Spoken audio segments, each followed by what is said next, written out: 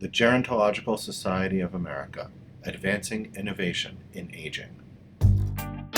GSA on Aging. I'm Howard Degenholtz, social media editor of the Gerontologist, a bi-monthly publication of the Gerontological Society of America. I spoke with Rebecca Collins. She's earning her doctorate in clinical psychology, and as part of her clinical work, she does mindfulness and acceptance-based therapy with people. And as part of her doctoral studies, she did a very interesting meta-analysis on the effectiveness of mindfulness and acceptance-based interventions for informal caregivers of people with dementia. I caught up with Becky via Skype. Then afterwards, I called my mom to see what she thinks.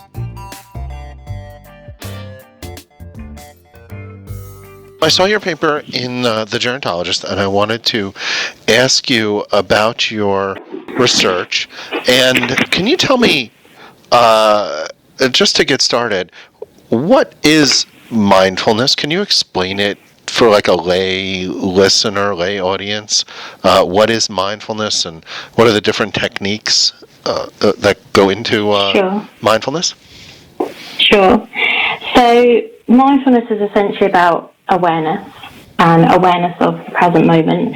It might help if I gave a description that John Kabat-Zinn gave, who is the founder of mindfulness-based stress reduction. So he describes it as paying attention on purpose in the present moment in a non-judgmental way. So what that kind of means is paying attention is about focusing on a particular thing. On purpose means that you're doing it with awareness, so you're not just there focusing but not really know that you're focusing. And in the present moment is about focusing on the here and now rather than getting caught up in future thinking or thinking about the past.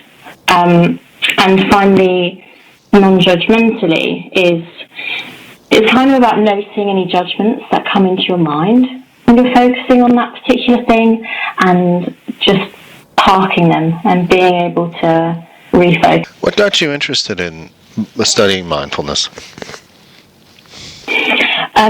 So quite a few years ago, as an assistant psychologist, I was able to learn about mindfulness and use it with people with chronic pain. And then later in my career, I was able to use it with people in psychological crises, in psychiatric hospitals. And then more recently, I was able to be a part of a compassion-focused therapy group for people with dementia and their caregivers. And within that, we practice mindfulness-based exercises. And it was at that point, I think, that I was able to link mindfulness and caregiving and see the benefits that it could have. But I was also going to say that the philosophy of mindfulness really resonates with me, particularly in that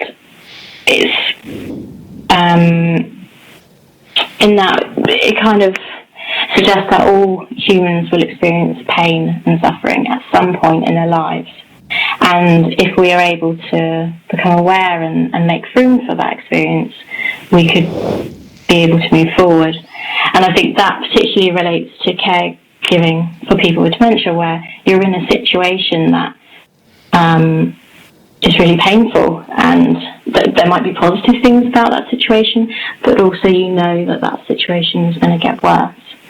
So that's where I think also I realised mindfulness could be really helpful for that population in particular. So it comes out of your clinical experience, and you're also a practicing Buddhist?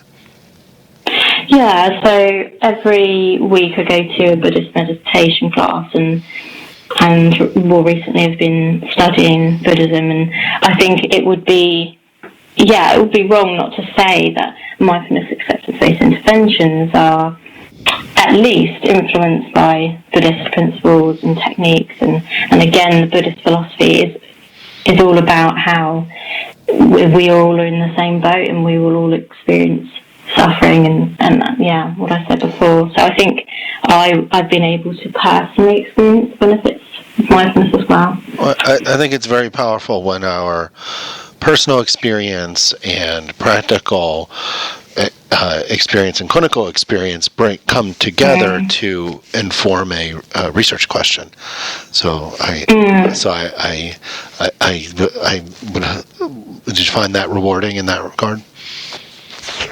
Yes, definitely. It was really good to learn perhaps more about the acceptance-based sort of an ACT individual. There was a study within my article that used individual ACT therapy. It was interesting to learn a bit more about that, because most of my experience to date had been about mindfulness. But the person I did the article with is actually quite an expert in ACT and dementia, so it was good to work with them as well on the project. So tell me, what did you find in the article? So you did a meta-analysis of a number of studies that used these different techniques with caregivers of people with dementia. What did you find? Yeah. So overall, we found that the dropout rate was quite low. So these interventions seem quite acceptable for the population, and that people are turning up, and more so the attrition rate was better than what we would expect. But in terms of the effectiveness on depression and burden, we found that these interventions seem to have a large effect at reducing depressive symptoms and a moderate effect at reducing the level of burden that caregivers experience. So that's really positive, and kind of backs up some of the research beforehand. But it's important to talk about the limitations of the study as well. That we found there was a significant heterogeneity, which essentially means that the studies within the meta-analysis were the effectiveness of each of the studies varied. So that suggests that there's some sort of factors that make these interventions more or less effective, but unfortunately we weren't able to uncover what type of factors. And also the study quality really varied, and I think that's probably one of the main points to take away is the need for more robust research in this area, and particularly for studies to document how people were diagnosed with dementia, what procedures they use, because often within the studies that I collected, this wasn't documented, and that then affects the reliability of, were all the people caregivers of people with dementia, or were they caring for someone with a different condition? We can't definitely say that. Right. So I think that interest in mindfulness is really growing in the healthcare community. So and I'm wondering if you think that there's sufficient interest in using these techniques that there'll be some better studies coming along that address some of these concerns. Do you think that the field is reaching the stage where we might start to see better studies? Yeah, I hope so. I think it's probably, the earliest study in the meta-analysis was 2010. So I think, it's only been 8 years, roughly, perhaps maybe 10 or something, that these interventions have been started to be applied to this population.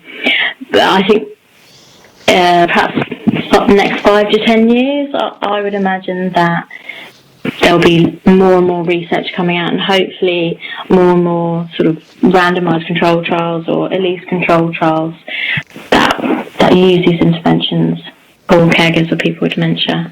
Becky, I really appreciate it. Best of luck finishing your clinical training. Brilliant. Thank you very much. Thank you again. Bye-bye. Okay. Bye.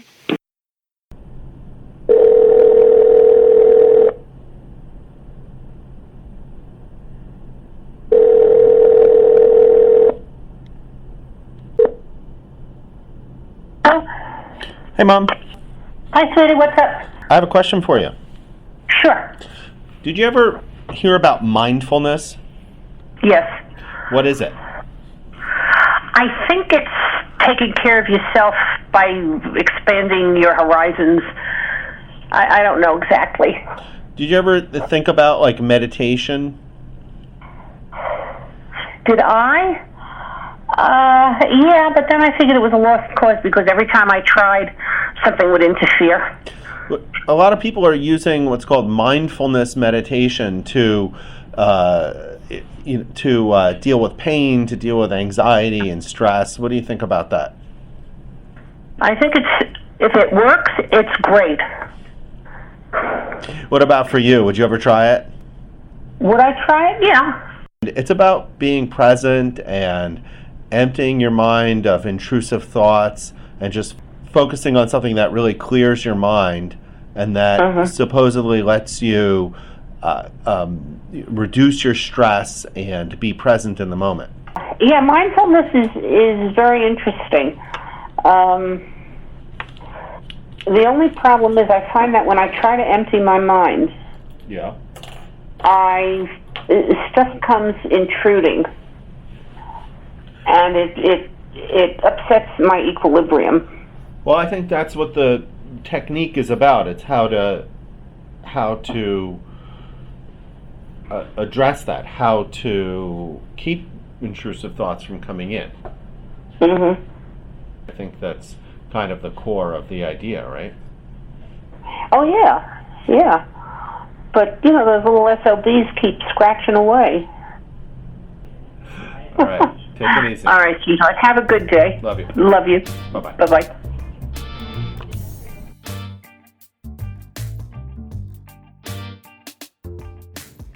Thanks for listening.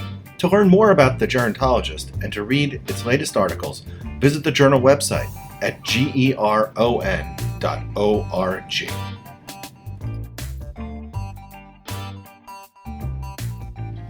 The Gerontological Society of America was founded in 1945 to promote the scientific study of aging, to encourage exchanges among researchers and practitioners from the various disciplines related to gerontology, and to foster the use of gerontological research informing public policy.